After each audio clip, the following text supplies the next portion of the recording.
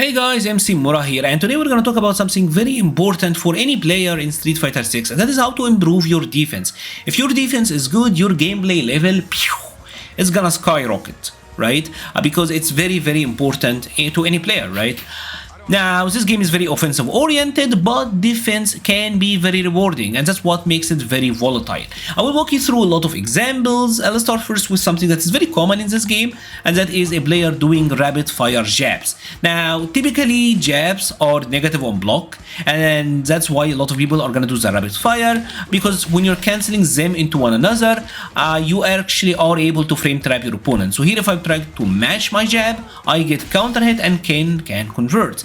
Now, the first defensive options that you must introduce here are parries, right?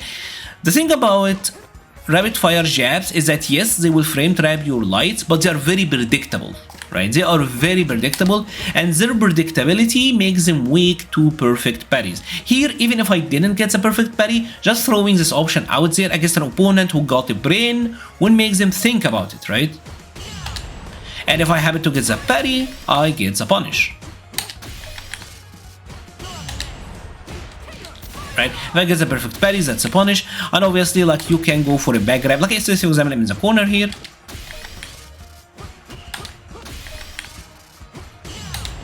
Right?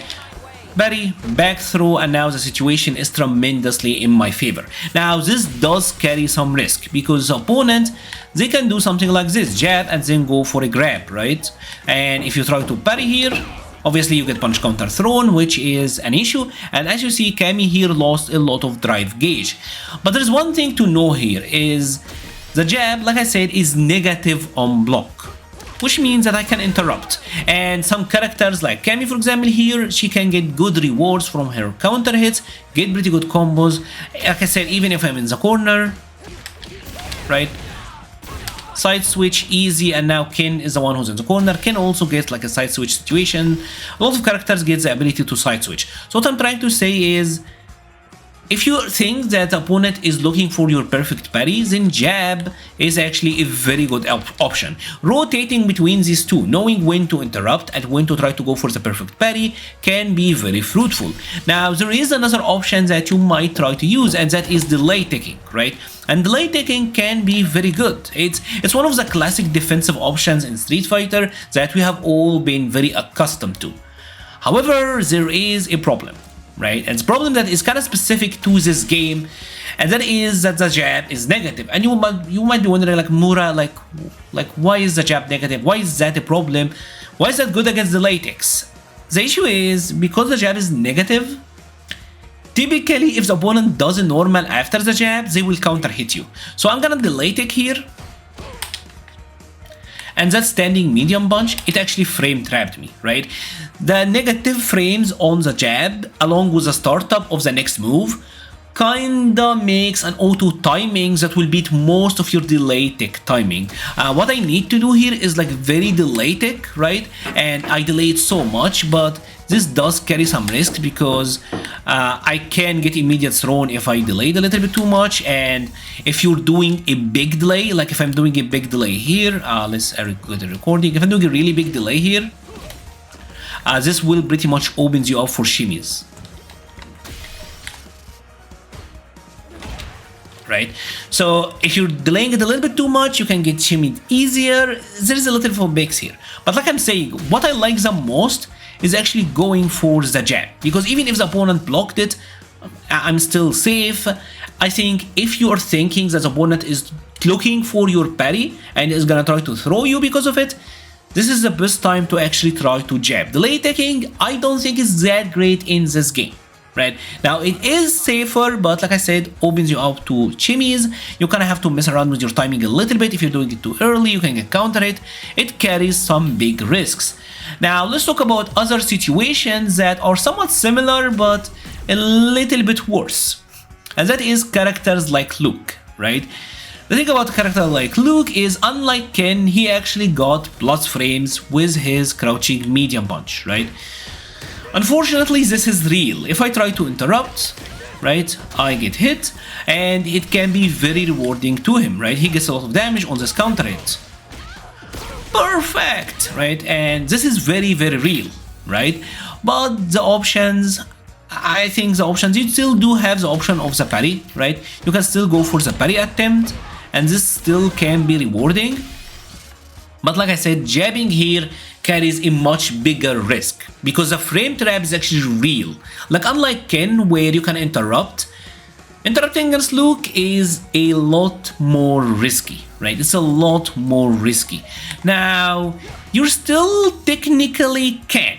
You still technically can. The thing about his crouching medium punch is that it doesn't leave him in throw range, right? And because it's only +1, if he's going for a throw, even if he is in throw range, you can interrupt, but the thing about it is that it doesn't. So for Luke to actually grab you here, he have to micro walk forward, right? He have to micro walk forward, which means that you actually do have the option to interrupt here, right? So if there is a frame trap here that's actually tight, there is more risk here because he can do massive conversions. And if you try to delay a little bit, you can get crouching medium punch, crouching medium punch. That is why defending against a character like Luke can be a little bit more difficult. But what I like to do against someone like him is try to take a little bit micro walks backwards, right? Trying to take micro walks backwards can still be really good, and still, I think going for the parry is an option that you still need to present. And one thing about Luke is because he's doing crouching medium punch and because of the added block stun, it's actually kind of easier to like mash a DP out. It's very hard to mash a DP out on like a light block string, but in something like crouching medium, it's a little bit easier. I think it's a little bit easier, right? And that's what kind of makes Luke really, really good. Like this sort of thing is what makes him really good. Now, obviously, there is always the option of delay taking, and that is there. But I don't know. Obviously, Luke also got like that jab pressure, and this, like you can try to go for the parry attempts here, just like I showed you with Ken. So Luke is kind of a specific example. Not every character got like a blossom block medium or like a blossom block move in general, which can be a little bit hard. It makes the mix up a little bit, like a lot more real, if I'm being honest, because jab here carries more risk, but still the typical defensive options typically will do you well. Now, what happens if the opponent is drive rushing, right? Because this is also another thing that you have to worry about. Here we got Ryu, and he's gonna walk through multiple options, right? This is something, let's go for the grab first, or like frame trap first, right? So Ryu here is gonna do for the crouching medium punch, crouching medium kick, and then drive rush. Now, you got a lot of options, right? The first one is, like I showed you, is the parry, right? Parrying here can be very rewarding. Take a look at how much drive gauge Ryu lost. Right? Take a look at the drive economy, right? If I get hit here, or even if I get thrown, like let's say for example, do we got an example of Ryu going for the grab? Okay. Let's set an example where Ryu is gonna go for a crouching medium kick and then gonna grab us. Right? And understanding this is part of understanding like risk reward, right? So this can happen, right? And when this does happen, Ryu have lost 3 bars and I lost about like 1.8 of a bar, right? So I still got more drives than Ryu. He spent 3 bars just to get that grab, right? Which isn't that fruitful for him. On the other hand, if I went for the perfect parry and I did get the parry,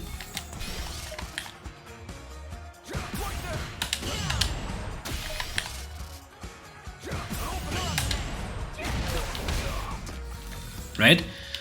So take a look at this. Ryu is much more closer to actually being burnt out, and that's why trying to go for a perfect parry after a drive rush, after blocking a drive rush normal, is actually very rewarding. This is potentially huge for you. If you happen to guess this right, take a look, like you almost swung around entirely in your favor. Ryu now is very close to burnout. Any hit into super can burn him out. It's very, very good. This is a very high reward option, and I think the reward outweighs the risk. Now, if you don't want to deal with this in its entirety, one thing that you can do is a drive reversal, right? And drive reversal here is good, but here's the thing. You want to drive reversal the normal early. If you do this too late, if I'm driving reversaling too late, let me show you like the different timings, right? If I drive reversal immediately, I get the counter hit and that's good, right? If I am late on the drive reversal, there is a very good chance that Ryu is able to block my drive reversal and then I get punished, right? So you have to be careful. If you're thinking about a drive reversal, you need to have a read on the drive rush. Do drive reversal on a read. Don't react to the drive rush with the drive reversal, because this means that typically if he's doing it from a high advantage normal or like a normal with a lot of block stun, typically they will be able to block in time, right? So like I showed you, this is a rewarding option. Now, one thing that people like to do as well is go for like crouching light kicks like that. And that is because of the drive rush, mechanic. One thing that might happen a lot is the game is gonna eat your input, right?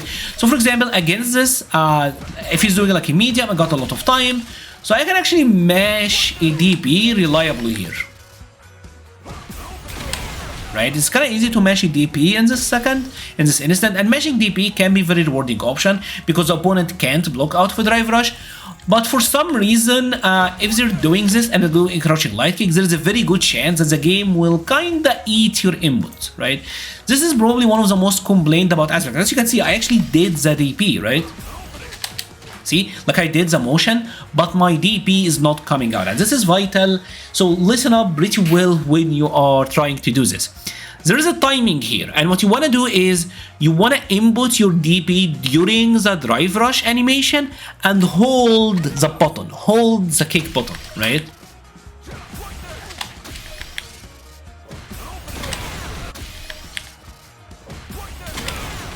See? Like, I am holding it for like 47 frames. I kept holding the button, and this is what get me the DP to come out, right? See, I'm holding it. I'm constantly holding it. I'm inputting during his drive rush, and I'm going, let's actually put it at 50% speed so that I can show you like more on what like you can do. So like now is when you want to try to input it, but it's kind of weird with the slowdown. See this? It's like during the drive rush. It's a very fast reaction, but the biggest tip I can give you is do the input and hold the button, because holding it will store it for a little longer, so you are kind of protecting yourself from the screen freeze. But this is annoying, I'm not gonna lie. This is like one of the things that I wish they fixed about the game, because getting the DP here is like almost like a crack shoot. Like a lot of times you just might get hit, which can be a little bit annoying.